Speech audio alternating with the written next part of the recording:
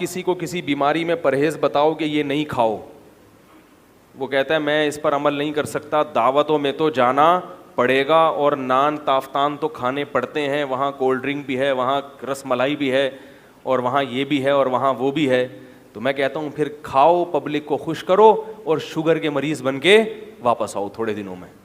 جب شوگر کی بیماری ہوگی اس کے بعد بھی تو لوگوں سے کہو گے نا کہ یار میں نہیں کھا سکتا. بات سمجھ میں آ رہی ہے؟ تو آج کل جو خوراکیں کھائی جا رہی ہیں نا, یہ کسی بھی لحاظ سے صحت کے لیے مفید نہیں ہے, یہ قبرستان آباد کر رہی ہیں. جو دعوتوں میں کھلایا جا رہا ہے آج کل, اس کا صرف قبرستان کو اور گورکن کو فائدہ ہو رہا ہے, ملک اور قوم کو اس کا کوئی فائدہ, بولتے کیوں نہیں بھائی, نہیں ہو رہا. کیا کھلایا جاتا ہے؟ کم سے کم درجے کا جو کھانا ولیموں میں اور دعوتوں میں ہوتا ہے وہ ہے نان. قورمے کے ساتھ کیا ہوتا ہے؟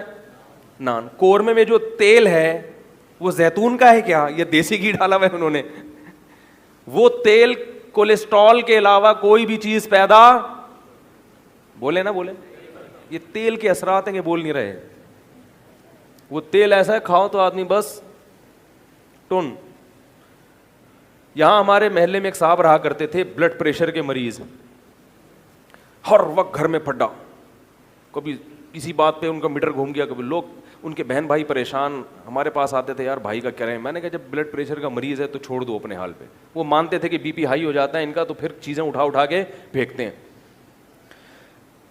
اور جوان آدمی 30-35 سال کا, پلیٹیں اٹھا کے گھر میں, شادی شدہ آدمی, بچے بھی اس کے, سب گھر والے پریشان. وہ بھی کہتا تھا یار میرا بی پی ہائی ہو جاتا ہے, میں کیا کروں. تو میں نے ان سے کہا یار تھوڑا پرہیزی کھانے کھائیں. کہتے ہاں پرہیز تو چلتا ہے, دوا کھاتا ہوں.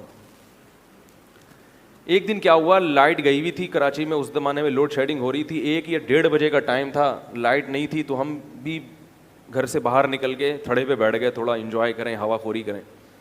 تو دیکھا کہ وہ کہیں سے آ رہے ہیں پینٹ شرٹ پہنے ہوئے اور چمکے جیسے دعوت سے آتا ہے نا کوئی آدمی. میں نے کہا خیریت؟ کہہ رہے ہیں یار وہ شادی تھی اس میں گئے تھے. میں نے کہا ابھی آپ مرغ و مسلم کھا کے آ رہے ہو, قورمہ بھی پھوڑا ہوگا تسلی سے, بریانی بھی, بیف بریانی پھوڑی ہوگی آپ نے, اس کے بعد میٹھا بھی پھوڑا ہوگا, اور ماشاءاللہ تھے بھی گول, اور اب آپ بغیر واکنگ کے آپ فوراً جا کے کیا کرو گے؟ سو جاؤ گے.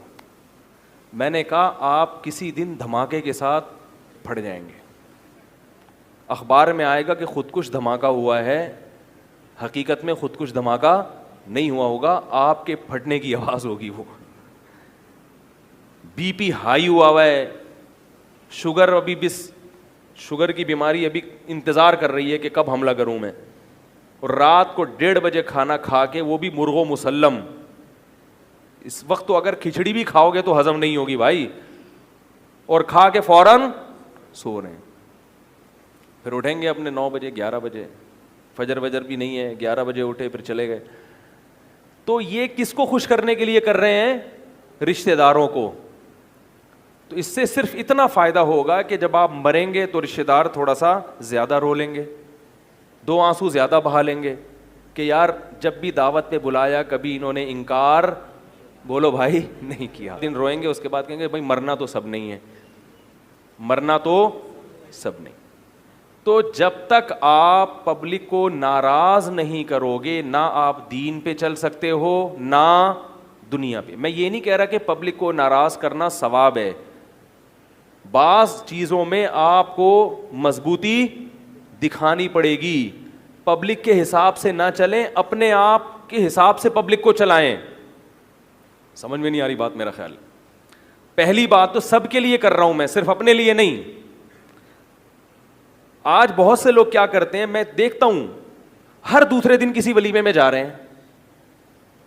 سیزن چلتے ہیں نا, ابھی عید کے بعد شادیوں کا سیزن, تو آج ہماری فلانے کی شادی, آج فلانے کی شادی, آج فلانے کی شادی, آج فلانے کی, جا رہے ہیں.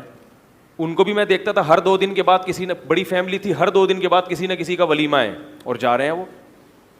تو پہلی بات تو یہ آپ یہ طے کریں کہ قریبی کون ہے اور دور کے, بولو بھائی, کون ہے.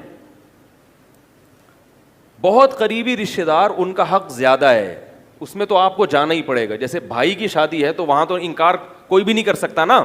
اب اس کا میں طریقہ بتاتا ہوں کہ وہاں کرنا کیا ہے آپ نے, کہ رشتہ داری بھی نہ ٹوٹے اور آپ مرے بھی ٹائم پہ اپنے. سمجھ میں آ رہی ہے؟ مرے بھی ٹائم پہ. ویسے تو ہر ایک نے ٹائم پہ ہی مرنا ہے, لیکن ہمیں وہ ٹائم تھوڑی معلوم ہے, ہم کیوں اس کو جلدی کروائیں بھائی. تو مرے بھی ٹائم پہ اپنے حساب سے. انسان کی جو نیچرل عمر ہے وہ تو 80 سال 85 90 اتنی تو چلا لیتا ہے انسان بڑے آرام سے. حکیم سعید صاحب تھے, وہ کسی کی دعوت اور ان چیزوں سے متاثر نہیں ہوتے تھے. 78 سال کی عمر میں 2 گھنٹے ٹینس کھیلتے تھے وہ. حکیم محمد سعید شہید کا نام سنا ہے نا آپ لوگوں نے؟ 78 2 سال بعد 80 سال کے ہونے والے تھے, اور 2 گھنٹے کیا کھیلتے تھے روزانہ اس ایج میں؟ کوئی دانت گرا ہوا نہیں تھا, ایسی بہترین فٹنس. یہ جم جا کے نہیں ہوئی تھی, یہ خوراک پہ کیا تھا بولو؟ کنٹرول اور ایکسرسائز وغیرہ یہ سب چیزیں. اور اتنے کام انہوں نے زندگی میں کیے ہیں کہ انسانی عقل حیران ہوتی ہے کہ ایک شخص 24 گھنٹے میں اتنے سارے کام کیسے نمٹاتا ہے. تو بہت قریبی جو رشتہ دار ہیں, بہت قریبی بھائی بہن ہو گئے, خالہ پھوپھی ماموں چچا, یہ 4 قسم کے جو ہے نا, یہ کیا ہیں بولو بھائی؟ قریب. اسی طرح ساس سسر, سسرال میں ساس سسر, بس آگے نہیں کہ سسر کے چچا, سسر کے ماموں, ساس کی نندوئی کی بہن. یہ لوگ بتاتے ہیں آج ان کی شادی ہے, وہ ناراض نہ ہو جائیں. ابے چھوڑ کے وہ میں اکثر ایک لطیفہ سناتا ہوں کہ ایک آدمی کسی کے گھر گیا, بن بلائے مہمان بن کے گیا, بیل بجائی, میزبان نے گھر سے کوئی بندہ نکلا, کون؟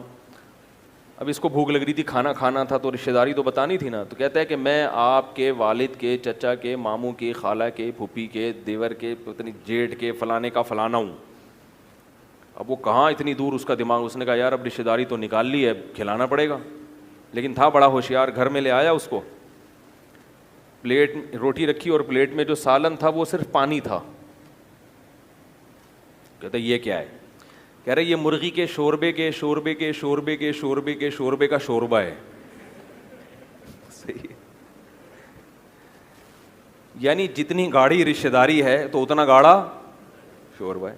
بات بالکل صحیح ہے کہ رشتہ داری جوڑنے کا حکم ہے, تو جتنا قریبی رشتہ ہوگا اس کو جوڑنے کی اتنی ہی زیادہ بولو بھائی تاکید ہے. ہم نے پتہ نہیں کیا کہاں کہاں سے وہ فلانے کے دمکانے کے جٹھے ننیال کے فلانے کے. بھائی اپنے بہن بھائیوں کی فکر کرو, صحیح ہے. بہت زیادہ ہو گیا کزن,